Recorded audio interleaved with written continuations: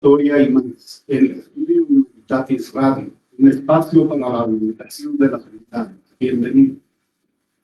Hola, muy buenas tardes a todo el público que nos ve y escucha a través de nuestra transmisión en vivo, a través de nuestra página de Facebook, Estudio Humanitatis Radio. Les damos la más cordial bienvenida también a quienes nos escuchan a través de la plataforma www.radiomorir.com. Muchas gracias por acompañarnos y sintonizarnos. Hoy tenemos un programa muy especial, más adelante presentaremos pues a quienes nos acompañan. Agradecemos de entrada a todas las personas que le han dado like a nuestra página, que nos están siguiendo y que comparten nuestros videos, y también a quienes se han suscrito a nuestra página de YouTube, a nuestro canal, donde podrán encontrar los videos de las entrevistas que subimos como un repositorio del programa. Sean todos bienvenidos. Alejandro, buenas tardes. Buenas tardes, sean todos bienvenidos a una nueva emisión de Estudio Humanitatis Radio, un programa muy interesante, diferente, con un tema. Hemos tratado de diversificar los temas en este espacio, entonces tenemos un tema muy interesante de historia, profesor. Así es, y más específicamente historia de la medicina, que se antoja sabroso para platicar. Todos los comentarios, las preguntas que quieran hacer a nuestros invitados, los saludos que quieran dejar, por favor háganlo a través del chat en vivo de nuestra página de Facebook, Estudio Humanitatis Radio. Si están viendo este video en las otras páginas donde se replica, pásense Estudio Humanitatis para poder ver sus comentarios. Por favor, que sus comentarios pues sean a propósito o ad hoc del tema, con el respeto que los invitados merecen, para darle pues fluidez a nuestro programa, como siempre ha sido de nuestro público muy respetuoso. Y pues entre otras cosas tenemos también Cuentos de Presagio. Es una exposición que se desarrolla en el Museo de Arte de Zapopan, todos los martes, miércoles, viernes, sábados y domingos de 10 a 18 horas, jueves de 10 a 22. La entrada es libre y estará disponible hasta el 4 de enero del 2026. Esta es una exposición donde las líneas entre lo imaginario, lo real y el recuerdo convergen para narrarnos la historia de aquellos que emigraron desde China hacia México. La entrada es libre y está la exposición a cargo de Chantal Peñalosa Fong y Virginia Roy. ¿Y qué otro evento cultural tenemos, Alejandro? Invitarlos a una charla que está a cargo, la invitación está a cargo de Animales y Praxis. Es el 7º foro Praxis a favor de los animales. Estas charlas se van a dar el día 29 de septiembre a las 11 a.m. en la sala Fernando Carlos Bevia Romero, en el edificio C del CUSH Belénes. Está el edificio que está justo enfrente del Departamento de Filosofía, que es el edificio H. Enfrente está el edificio C, es en el auditorio Fernando Carlos Bevia Romero. Invitarlos a este 7º foro de Praxis a favor de los animales, profesor. 29 de septiembre a las 11 a.m. Entrada libre, gratuita, entonces, bueno, invitarlos para que asistan. Serán bienvenidos seguramente ahí por los organizadores. Y a propósito del tema que nos ocupa el día de hoy, pues recordamos en nuestra cápsula a Francisco de Asís Flores y Troncoso. Él nació en Silao, Guanajuato, en 1852 y murió en la Ciudad de México en 1931. Médico, poeta y periodista, fue el más destacado historiador de la medicina que ha tenido México, diputado por el estado de Puebla, pues publicó en varios diarios. Él ingresa en 1878 a la Escuela de Medicina de la Ciudad de México, donde cursa la carrera de medicina, culmina sus estudios en 1882 y su recepción profesional, que además se convierte luego en el libro, es la historia de la medicina mexicana desde la época de los indios hasta el presente, bueno, hasta su presente del historiador, y de ahí para acá pues ha evolucionado. Está ya ingresando nuestra invitada también, la maestra Alma Angélica, que ahorita vamos a presentar, pero de entrada les presento a ustedes y tengo el honor de recibir en este espacio a José Luis Gómez de Lara. Él es licenciado en Historia por parte de la Benemérita Universidad Autónoma de Puebla, es maestro en Historia por parte del Centro de Estudios Históricos del Colegio de Michoacán y el doctorado en Historia por parte de la misma institución.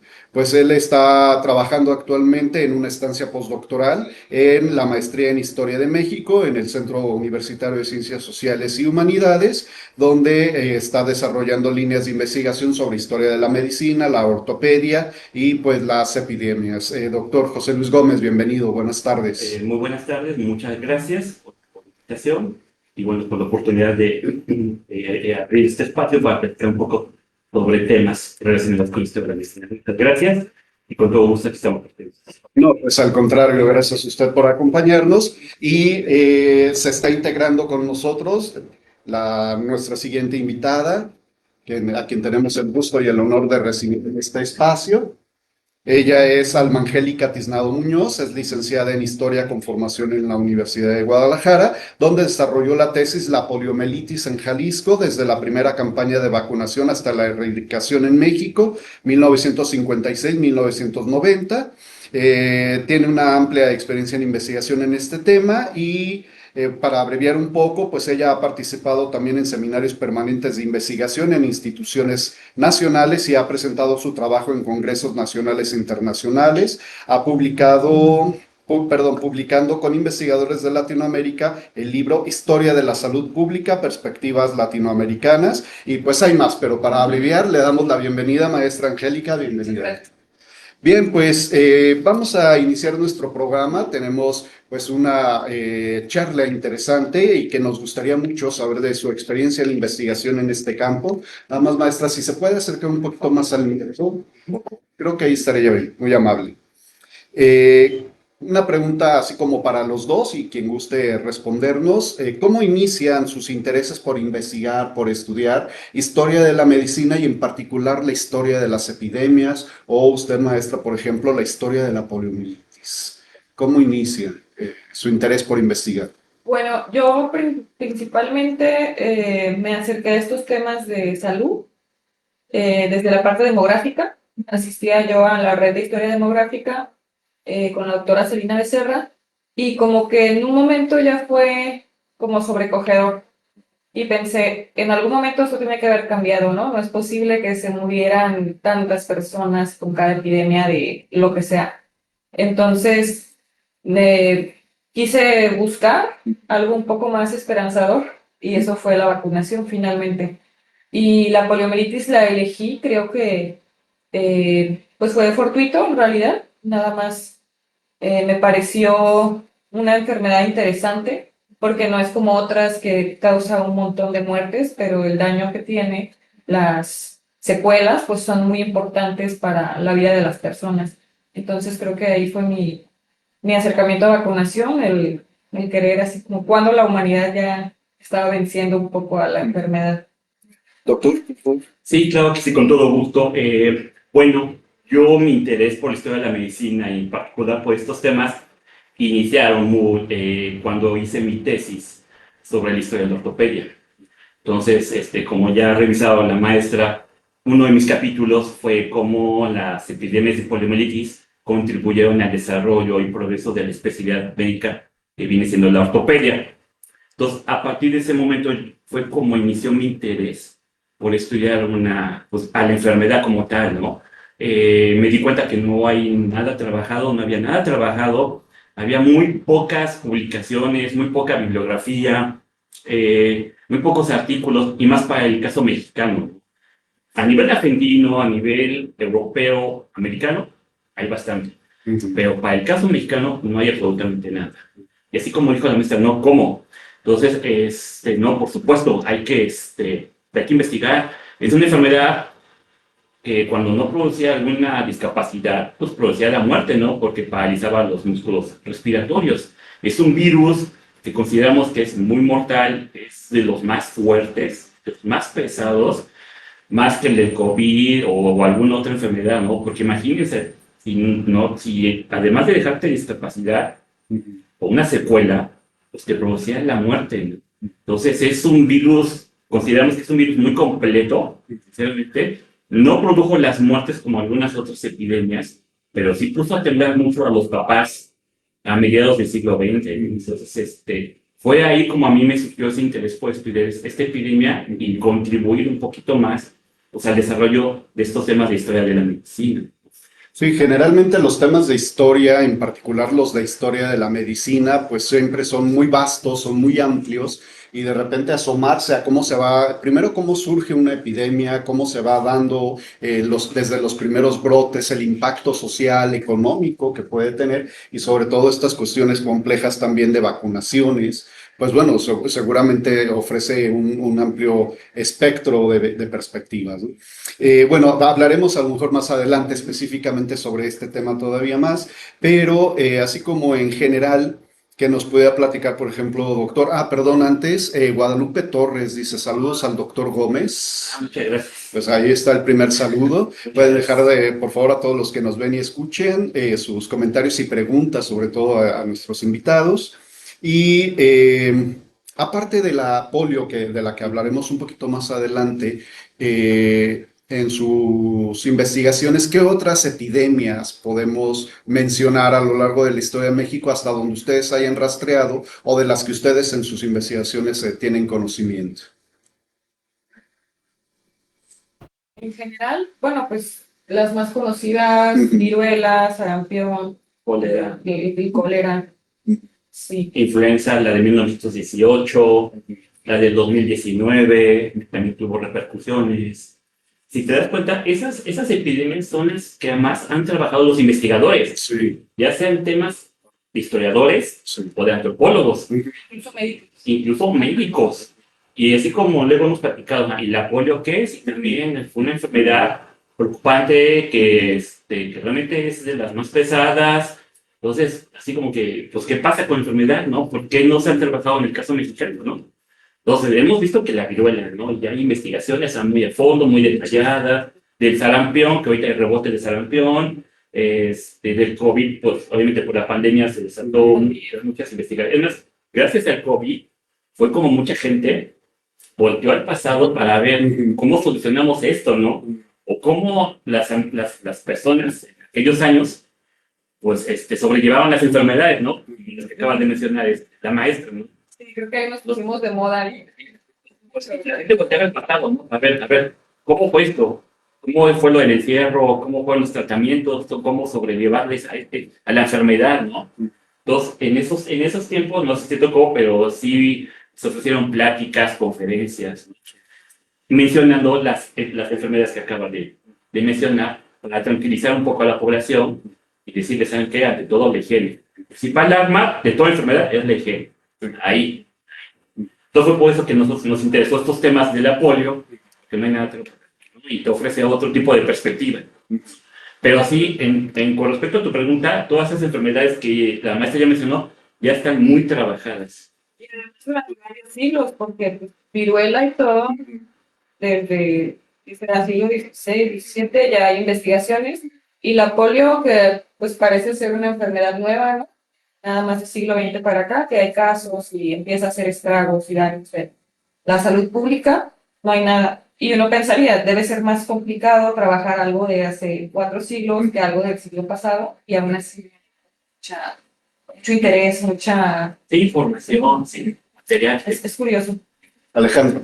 Bueno, recordar a quienes comiencen a sintonizarnos, estamos charlando con José Luis Gómez y Alma Angélica Tiznado. Estamos charlando sobre enfermedades que nadie recuerda, el caso de la polio en Guadalajara. Bueno, a mí me gustaría preguntarles una cosa esencial. ¿De qué magnitud estamos hablando de la epidemia que sufrimos de polio en México en cuestión de números? Digamos, ¿cuántas muertes, cuántas secuelas aún se pueden rastrear? No sé exactamente desde cuándo a cuándo podemos considerar el tiempo en el que pasó y si todavía hay personas que aún viven y que podamos ver los estragos que causó esta epidemia. Bueno, llevar un conteo ha sido un tanto difícil. Generalmente es una enfermedad que afecta a los niños, ¿no? Tiene una preferencia por los niños de 6 meses, sí, 6 meses, hasta 5 o 6 años, ¿no? Le encantan los niños, bueno, le encantaban los niños, ¿no? Y actualmente puede resurgir, ¿no? Es una enfermedad que puede resurgir ante la falta de vacunación, por supuesto. En el caso mexicano es difícil llevar una cifra de lo que me estás pidiendo. Generalmente, entre el 90 y 95% los síntomas eran asintomáticos, es decir, que eran leves, ¿no? O no presentaban nada. Como pasó con el COVID, nosotros 4 podíamos tener el virus, Eso pasa en una pandemia. 99% el mundo está contagiado. Pero tú lo verás de una manera por tus defensas, por tu alimentación, por lo que tú quieras, no tienes síntomas. Pasó lo mismo con la poliomielitis. Los 90-95% eran asintomáticos. Y si llegaban a presentar algún tipo de síntoma, pues era, ¿sabes qué se parecía? Empezaba como una gripita, un resfriado, o con tos, ¿no? Dolor de cabeza, fiebre, ¿no? Una fiebre constante entre 37 y 38, lo máximo que llegaba era 39 grados. Entonces, pero descansabas y se te pasaba, pero tú tenías el virus, ¿no? Entonces, es una enfermedad infectocontagiosa que se transmitía a una persona, generalmente a través de la saliva, pero también por falta de higiene. Generalmente, los enfermos asintomáticos, por falta de higiene, pues, generalmente se menciona que se desechaba por las heces fecales. Entonces, un niño junto a que no se lavaba las manos, un niño que pues, desechaba el virus por heces fecales y no se lavaban las manos, podía contagiar como 3 a 4 niños o hasta más, ¿no? Los hermanitos, vecinos, en general, como que era el contacto, sí, en el contacto con otros niños. Y bueno, acerca de las cifras, como mencionas, es bastante complicado. México, tenemos que considerar que cuando se hacen los primeros descubrimientos de estos casos, fue como en 1925 que aparece primero la polio, pero pues estamos en un México postrevolucionario. 25. Desde el 45. Tengo el más o menos en el 25, pero sí, ya después que se hacen más descubrimientos es porque ya está un poquito más desarrollada las instituciones de salud. Aquí creo que es importante también que consideremos que sin un buen sistema de diagnóstico, pues no podemos saber cuáles enfermedades hay. Entonces, sí, si estaba el México incipiente apenas después de la revolución, construyéndose sus instituciones, el IMSS y todo esto, pues era complicado tener registro. Hay más casos registrados en este mismo tiempo de Estados Unidos, pero pues ya eran países pues que tenían un sistema más robusto. Entonces, por eso es complicado. Se sabe que el primer brote como fuerte fue en Orizaba, Veracruz, y ahí afectó a más de 9,000 personas. Este fue en el 46, justamente, y ahí ya fue como la primera vez que en México dijeron, ay, sí nos puede llegar. Porque antes de eso, claro que los médicos tenían como nociones de qué estaba pasando en Estados Unidos, pero no sabían qué era, y decían que antes no ha llegado. Estas enfermedades, pues sabes que o le echaban la culpa a perros, arañas, gatos. En Estados Unidos hasta le echaban la culpa a los gases que sacaban los automóviles. De hecho, está documentado por investigadores de allá, ¿no? Porque no se sabía qué transmitía la enfermedad, ¿no? No se sabía que el virus, una bacteria. Entonces, la maestra habla de 1925, quizás la enfermedad ya estaba desde antes, desde el siglo XIX. Según la historia de la enfermedad, es que lo registran en una estela funeraria en Egipto, pero está en discusión si de veras es enfermedad o no. Por ahí un investigador, un antropólogo mexicano, dice que los murales que están en Teotihuacán, de Tetelco, donde se ven figuras con los pies torcidos, él asegura que es polio, pero tampoco, es una controversia, porque pueden ser diversas sustancias, ¿no? Diversas causas. Pero así como la doctora dijo, ya los primeros casos médicos son desde esta fecha, desde 1925. En las revistas del siglo XIX se mencionan casos de niños pues, con secuelas, con los pies torcidos, con las parálisis, porque la característica de la poliomielitis es paralizarte, ¿no? Te paraliza desde la cara, la lengua, hasta las piernas y los brazos, ¿no? Dependiendo de la... Es que es un virus completísimo, completo. Entonces, conocemos gente que todavía vive, porque algo muy curioso, aparecen las vacunas en los 50, en los 60, ¿no? Y la maestra lo sabe muy bien porque lo ha trabajado mucho. Hubo una desconfianza en las vacunas. Si ustedes lo vieron con el COVID, la gente le tenía miedo a las agujas y no querían llevarlas a vacunar. Sí. Pues con la polio pasó lo mismo. Los papás tenían desconfianza de llevarlos a los centros de salud o los escondían.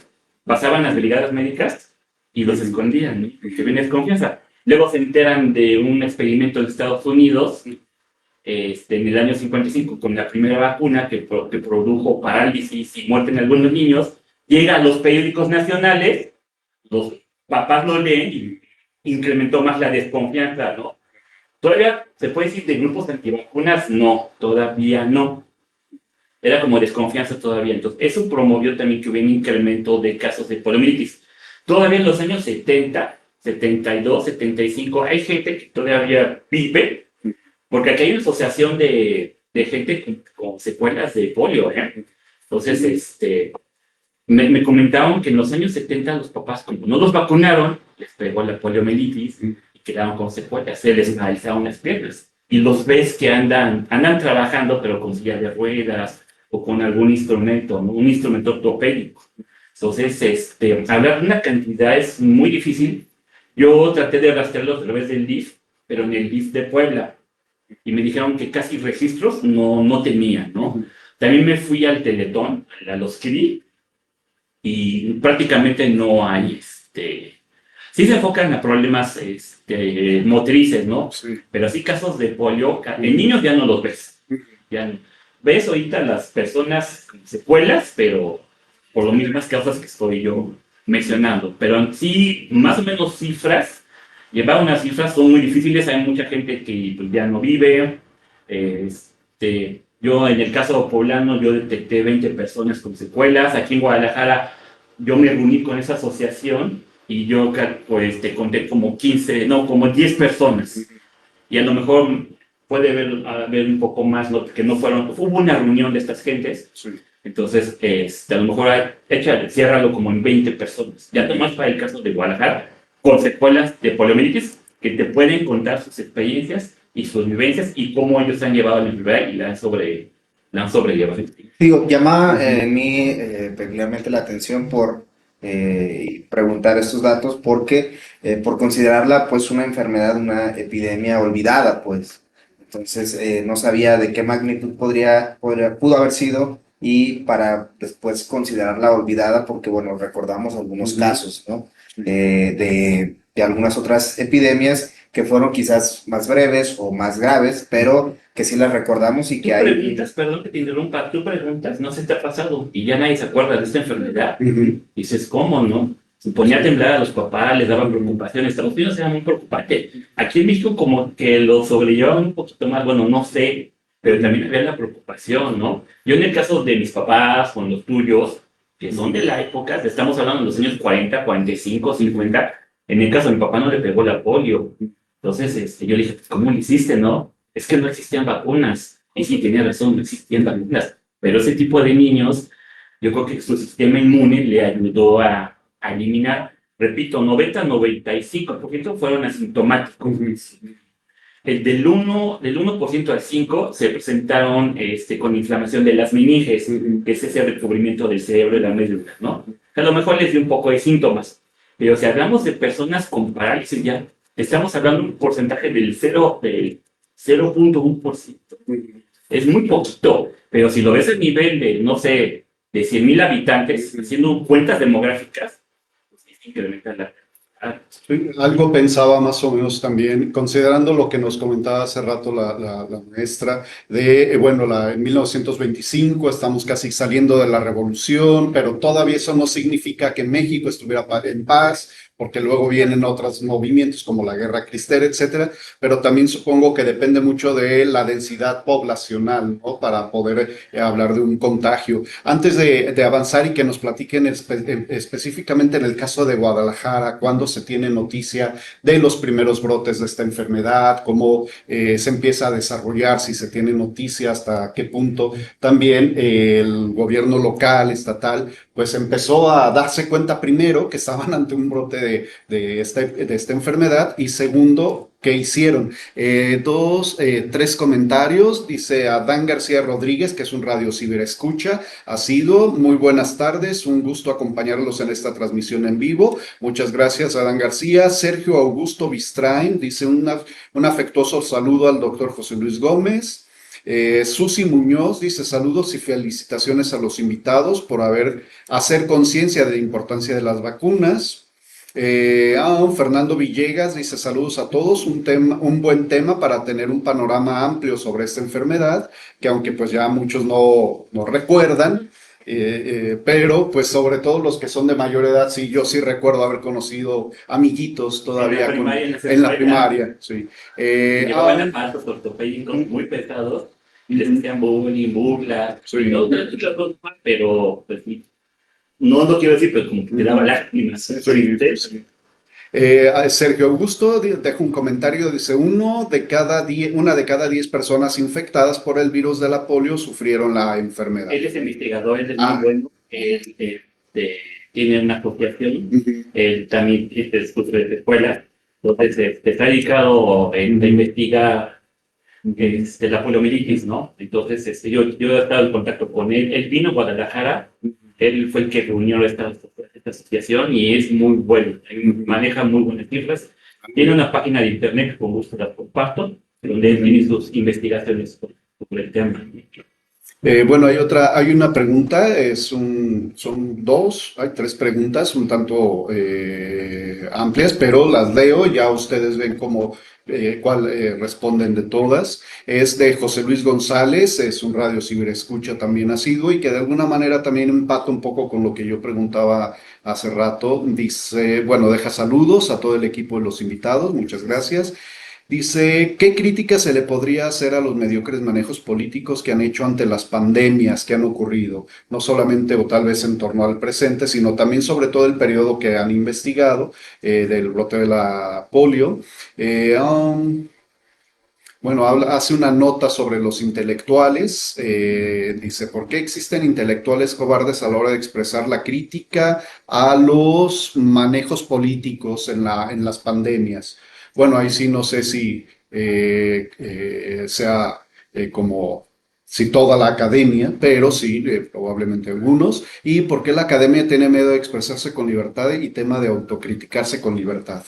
Bueno, ahí sí no sé si gusten responder alguna de estas preguntas. Bueno, pues creo que los manejos de estas enfermedades o la prevención, porque finalmente pues la vacunación es prevención, ¿no? No es necesario que haya millones de casos para comenzar una campaña de vacunación. Al contrario, ¿no? Se espera hacerse antes para evitar contagios y muertes. Pienso que en el siglo XX se aprendió muchísimo, sobre todo en la segunda mitad, que ya estaba esto de el IMSS, ya estaba un poquito más conformado todo el sistema de salud en México y bueno, se logra erradicar del país la viruela Ujú. en el 51. 51, muy reciente, Ajá. a través de la vacunación. Entonces, se hacen campañas, mega campañas, que bueno, también tenemos que pensar cómo era el México en estos tiempos. Ahorita en cualquier lado vas a carretera, autopista y llegas. Antes no.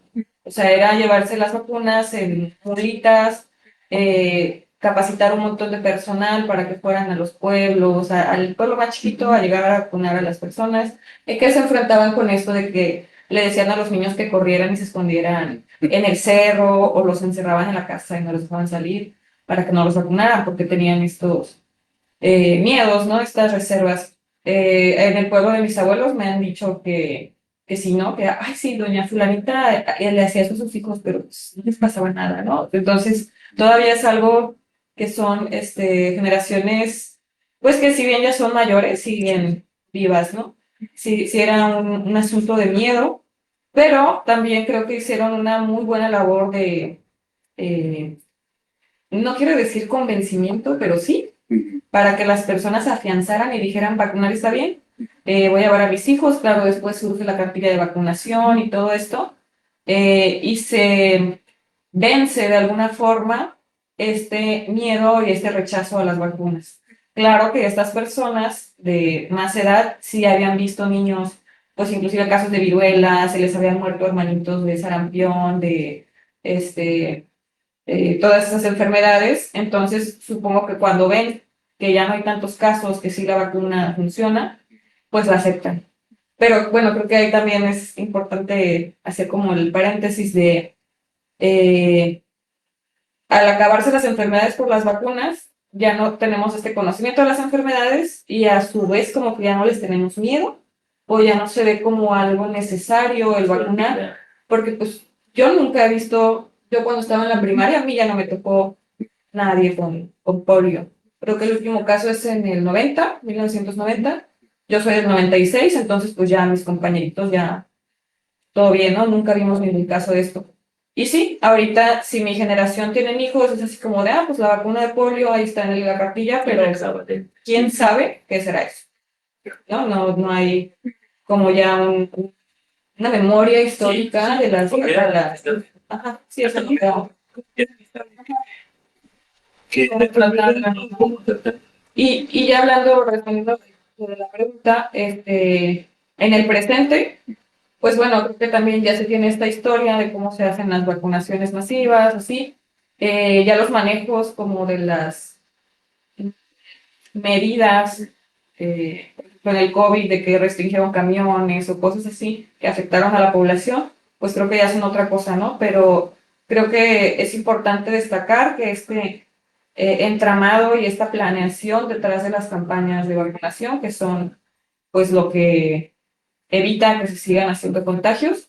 Creo que es bueno. En México se supone que tenemos uno de los mejores sistemas de vacunación de Latinoamérica, entonces sí hay mucho que criticar, claro, siempre va a haber, siempre la información va a estar ahí medio velada, medio tratada para que se vea bonito, maquillado, pero no está tan mal, pienso. Funciona. Porque supongo que de todos modos, frente precisamente a tensiones políticas, grupos muy opuestos en sus ideologías, etcétera, siempre hay también esta desinformación, esta tensión de ocultas información, no la estoy ocultando, y mientras la población está como en medio. Entonces creo que las preguntas que nos plantea nuestro radio ciberescucha son como de agudeza, tal vez no tanto para los investigadores, sino más bien para los mismos políticos que son los que se encargan del diseño de las políticas públicas y su aplicación y su vigilancia, ¿no? Y, perdón, hay una pregunta de Susi Muñoz, dice, ¿qué pasaba con las rancherías donde a veces no había servicio de salud? ¿Cómo se contabilizaban las muertes en esta localidad? Y, perdón, Sergio Augusto hace una precisión, dice, perdón, no dije 1 de cada 10, sino 1 de cada 200. Perdón, a lo mejor yo lo leí mal. Sí. Pero sí, aquí nos dice, sino 1 de cada 200, el 0.5%. A la pregunta de Susi Muñoz, ¿cómo responderían? Bueno, hay una información muy interesante de aquí de Jalisco, que es como los casos contabilizados de polio en Jalisco en como todo el tiempo que hubo, desde que empezó la vacunación hasta que se erradicó. Y hay muchos municipios que dicen cero, muchos. Y sí, claro que Guadalajara pues tiene muchísimos, La Tlaxcala muchísimos, Tonalá, pero pues sabemos que estos son los municipios que son de la pues, zona metropolitana, los más poblados, donde hay hospitales, donde están todos los médicos. Entonces, creo que ahí pues podemos analizar ese cero, no es de, ahí no llegó la enfermedad, sino probablemente había enfermedad, seguro, pero exacto, no había quien lo anotara, no había quien registrara esto. Porque también, volviendo a pensar cómo era México en este tiempo, pues ahorita ya hay las clínicas rurales en muchos pueblos, ya muchos municipios tienen su hospital, su clínica, pero pues entonces, ¿no? La mayor cantidad de hospitales médicos particulares del estado estaban en las ciudades grandes, estaban en Guadalajara, estaban en Ciudad de México. Había lugares de tierra, extensiones grandísimas. El ISSSTE apenas está instalado. El Hospital Infantil de México en los 43. Inició cursos sobre la enfermedad hasta los 49, 50. El IMSS en el año 45, 46, algo así. El IMSS. Entonces, obviamente, la ranchería es como dice el Andrés. Sí, ya cobertura. Sí, Entonces, de hecho, revisando algunos artículos para preparar la entrevista del tema, leía algunas cuestiones históricas respecto a por qué se propagaba en algunos países más que en otros, ¿no? En el caso de Latinoamérica se mencionaba esa situación. Era principalmente afectaba a los niños y las escuelas eran escuelas muy pequeñas, había poco contacto porque eran prácticamente Latinoamérica a principios del siglo XX era esencialmente rural, entonces había poca concentración masiva de población y entonces eso afectaba principalmente a los contagios masificados. No sé si... El hacinamiento, ¿no? Si te Ujú. refieres a Ujú. las gentes. Ujú. Aquí el problema de Guadalajara, yo detecté que uno de los problemas que se detectó, que fue el causante de que se expandieran los contagios, generalmente, no sé si lo llegaste a ver en tus investigaciones, pero le echaban la culpa a las vecindades, ¿no? Por el acúmulo de gente. Hay familias enteras con extensas, viviendo en un lugar pequeño, sin los servicios básicos, el baño para cuántas familias, hacinados, sin ventilación, techos húmedos. Pues eso también propagaba no solamente la enfermedad que nos vemos, sino otras, ¿no? Tuberculosis, el tétanos que está por todos lados, está aquí, está allá en el pasto, está en todos lados. Entonces, imagínate, estamos hablando de los 40, 50, todo esto de la modernidad, de los presidentes, de las construcciones que se estaban dando, eliminación de casas viejas. Entonces, había gentes que así vivían, ¿no? Y en el caso de Guadalajara, así estaban también. También había mucha migración del campo a las ciudades, entonces había más. Entonces, imagínense cómo no se van a propagar estas enfermedades. La vacunación pues todavía no llegaba, la vacunación hasta los 50. Pues obviamente la poliomielitis encontró pues un campo fácil en poder extenderse, ¿no? Y no solamente en los niños, porque también hubo casos de adultos, ¿no? El Hospital Civil de Guadalajara tiene registrado gente de 42 hasta de 60 años que tuvieron esta enfermedad, ¿no? Y sabes que sucumbieron, porque como además de paralizar los sistemas nerviosos centrales, las neuronas motoras, tenía la facilidad de paralizar algunos músculos respiratorios, el diafragma o los intercostales. Te asfixiabas. Para eso había que meterlos en estas máquinas tecnológicas que llaman pulmón, todo eso, pulmones de acero. Que el Hospital Civil, me encontré ahí una nota periodística que llegó a adquirir 2 pulmones, estaban primero en la Universidad de Guadalajara, en la Facultad de Medicina, y luego los pasaban al Hospital Civil, pero era insuficiente, te ayudaba a respirar a estas personas.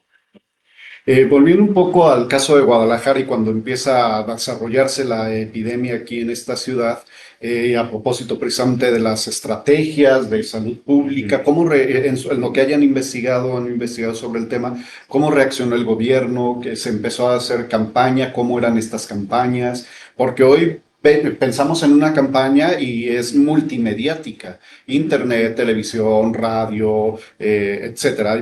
Pero en aquellos entonces, cuando surgen las primeras, se empieza a dar los primeros brotes de pandemia aquí en Guadalajara, pues cómo se liaba con eso y cómo informaban a la población para actuar.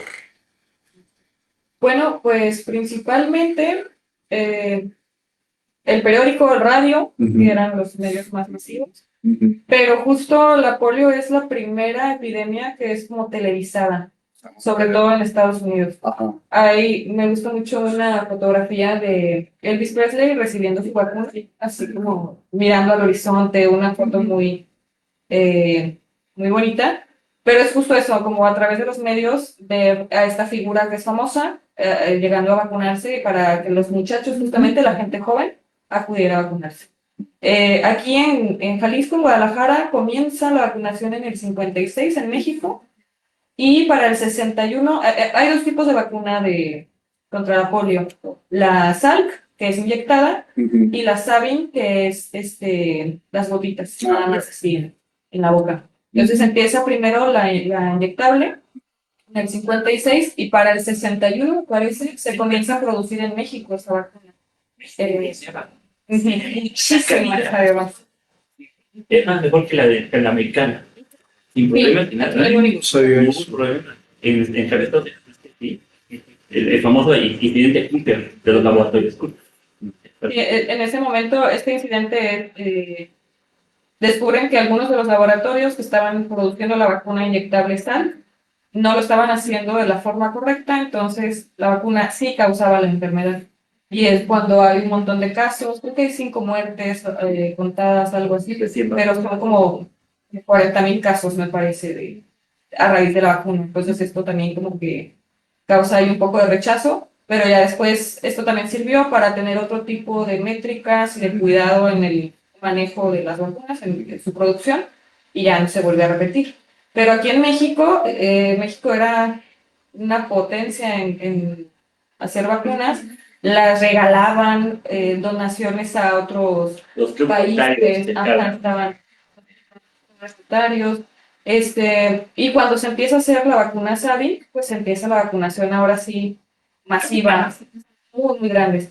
Se hacía, primero, sí hubo como problemas, como mencionas, estaban las vacunas ahí guardaditas en los centros de salud y la gente no iba. Entonces estaban, pues se tienen que refrigerar. ajá, Sí, la gente no iba, entonces estaba el gobierno como, pues ahí están las vacunas, pero no las podemos aplicar porque no viene la gente. ¿Cuál es la solución? Llevarlas nosotros a la gente. Entonces comienzan súper campañas en donde, en lugar de esperar a que la gente vaya al hospital, al centro de salud, sacan y dicen cuáles son los lugares de reunión normales de las personas. El mercado, afuera de la escuela, la iglesia. Entonces se ponen de acuerdo con estos lugares, ponen sus mesitas, como ahora podemos ver, ¿no? Para vacunar así a los niños. Se hacen vacunaciones casa por casa, se hacen barridos en estados en donde la población como que fluctúa mucho por temas de trabajo. Entonces hacen una eh, cantidad de estrategias para llevar la vacuna a los niños muy, muy grande. Y también creo que era una estrategia que tenían un poco amarillista, la verdad.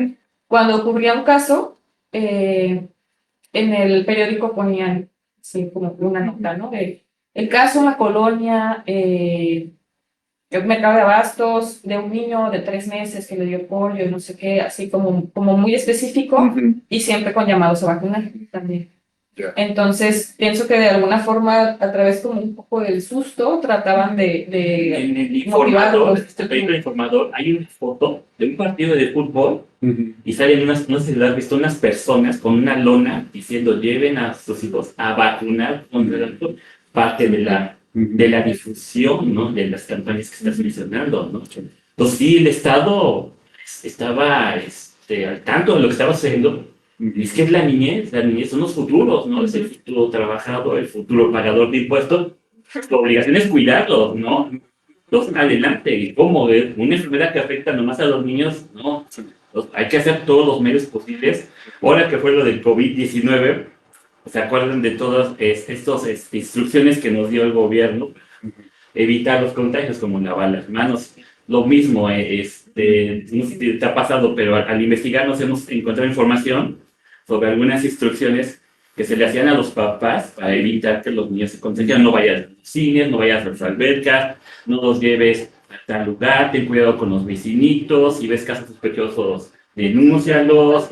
Entonces, lávate mucho las manos, cámbiate la ropa. Eso sí, Manejo de alimentos. de alimentos. ¿Y sabes por qué manejo alimentos? Porque tenía la idea de que uno de los vectores que transmitía la enfermedad era la mosca, porque se creía que en las patas y en las alas traían enfermedades, donde de ella, la enfermedad, porque la mosca está en las heces genitales, está en la basura, obviamente se posaba en la comida del niño, el niño lo comía y se creía que ahí se enfermaba, ¿no? Bueno, obviamente el desconocimiento de que era viral. Entonces, así, cosas muy curiosas y se ha llegado a encontrar con respecto a esto. Bien, si me permiten, bueno, Alejandra Avilés, Radio Ciberescucha habitual y que pues hemos tenido el gusto de tenerla aquí, dice saludos a los conductores, gracias, y a los ponentes, felicidades por el programa y por el tema tan interesante. A Dalí Duarte, también Radio Ciberescucha, saludos a quienes hacemos Estudio Humanitatis Radio y a los invitados, todos los que participan en la transmisión, y leo 3 preguntas. Bueno, es un comentario y una pregunta. 2 preguntas. Dice Adán García Rodríguez, en comunidades de la sierra, noté, él tiene la experiencia de ir luego a comunidades serranas, que aún existen tabús y temores hacia la vacunación, incluso asociados al control de la natalidad. ¿Qué estrategias recomiendan para generar confianza en la vacunación en estos contextos? Es difícil. Si los mismos médicos, no sé, les ha costado trabajo convencer a esta población. Yo, no sé, yo tuve casos de médicos que tenían esta dificultad, ¿no? ¿Y sabes qué hacían? Recurrían a los antropólogos, porque ellos probablemente tienen sus estrategias, sus estudios, se acercan más a la gente por su profesión, ¿no? Entonces, muchos de los médicos se acercaban a ellos, ¿no? Para tratar de convencer porque ellos ya sabían a la población de los beneficios de las campañas, de las vacunas. Entonces, es un poquito más de desconfianza las personas, entonces hay que ver la manera de cómo les llegar, para que nosotros digamos estrategias, no, pues es medio complicado, ¿no? Es muy difícil. Podría ser a lo mejor a través de la tele, la radio, no sé, si en alguno de los casos está el internet, ¿no? Algo visual, ¿no? Porque hay gente que es muy visual, ¿no? Muy audio, ¿no? Pues lo que se recomienda también en estos casos, desde algunas investigaciones ya de salud pública, es justo que la medicina hegemónica como que es un poco restrictiva, impositiva, ¿no? Entonces, si va el médico, le dice, se tiene que vacunar, ¿qué no entiende? Como haciéndolo sentir mal, haciéndolo sentir quizá ignorante, así como usted no sabe, usted póngasela ya. Como que eso causa un rechazo, justamente. Entonces, por eso también hablan a los antropólogos que tienen un poco más de sensibilidad con las personas, y es acercarse desde su sistema de creencias que ya está, no sé. Bueno, sí, tómese su tecito, le va a hacer bien, pero también hay que complementarlo con esto, como tratar que sea un poco más gradual, más amable, pienso yo, que sí es lo que falta un poco a Sí veces. lo hacen, sí lo Ajá. hacen. Sí lo hacen. Traen la ciudad un poco más respetuosos, ¿no? Pero en estas comunidades están factibles para que lo hagan. Perdón, una Adelante. pregunta. Susi Muñoz dice, ¿qué tanto consideran que influyó la religión en la vacunación en aquellos tiempos? Considerando, dice, bueno, muchas veces se consideraban las enfermedades como el precio de los pecados. Mira, bueno, déjame hablar. Yo encontré información, bueno, yo me he puesto a revisar un poquito los periódicos y la iglesia tuvo mucho que ver. Fue importantísima para las campañas de vacunación porque en las misas el sacerdote se dirigía a los feligreses y ahí mismo les decía, ¿saben qué? Es importantísimo la aplicación de las vacunas, ¿no?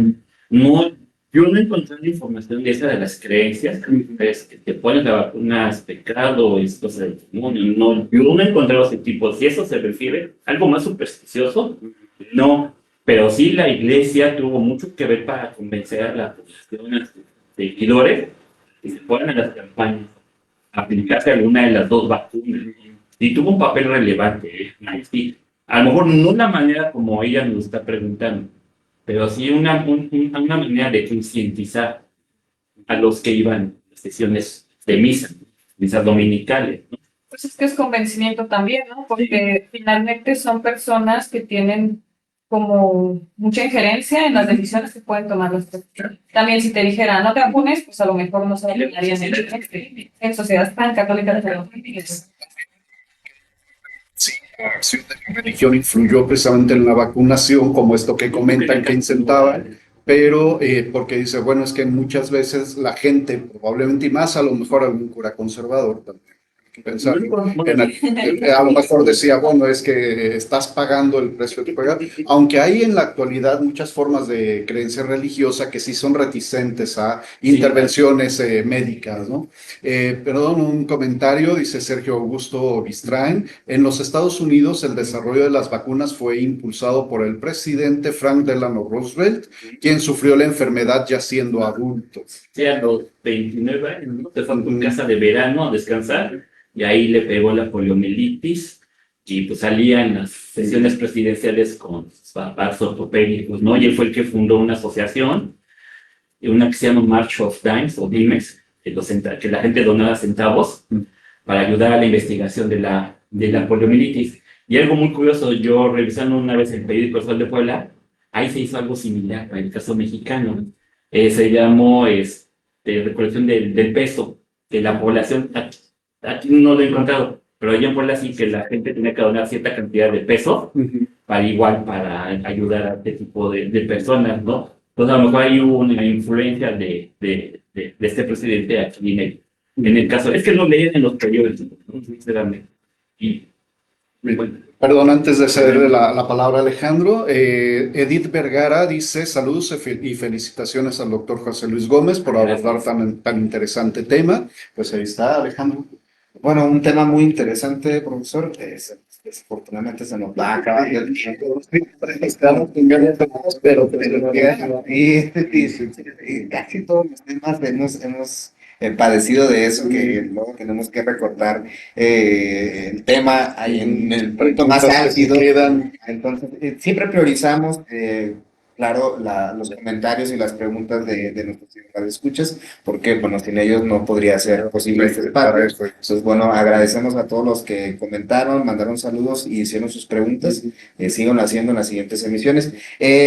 Para quien nos escuchó y se quedó como con ganas de saber más sobre estas cuestiones de historia de las epidemias en México, especialmente en Guadalajara, ¿alguna recomendación de parte de cada uno de ustedes, de una recomendación bibliográfica rápida, un texto, quizás Alguna publicación una suya. publicación suya de ustedes, que de hecho vamos a hacer la invitación más adelante para que puedan presentar? Ah, sí, sí, sí. Bueno, yo, perdón que te tome la palabra, pues lean la tesis de la maestra, que es sobre la polio aquí en Guadalajara. Yo he hecho algunos artículos, pero a nivel más general, en algunas revistas. Mi último artículo fue el de la caricatura, la poliomielitis y la caricatura, porque yo al revisar el Sol de Guadalajara me encontré con unas caricaturas, ¿no? Bastante interesantes, que era una forma de concientizar a través de la imagen. Entonces, en mi loca cabeza se me ocurrió hacer un artículo, salió publicado en la revista Letras Históricas, en el último número, y creo que su tesis de la maestra está en internet también, ¿no? Con gusto. Pienso que sí, si no se les puedo Se mandar. las- Bien, la ponemos en una liga.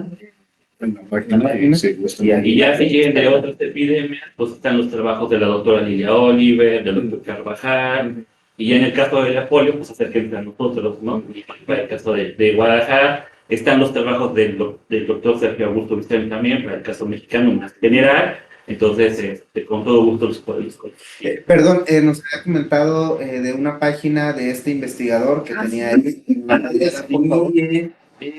ver si me está acordando O que ahora. la pongan. Porque la ponga el licenciado Sergio, él la creó, la fundó, no me acuerdo si es Ontepaco. Es Organización Mexicana no me acuerdo, perdón, pero a veces ahorita Sí, que la ponga. En esa página y la podemos subir. Si nos puede compartir información, pues nosotros siempre la subimos como publicación en nuestra página.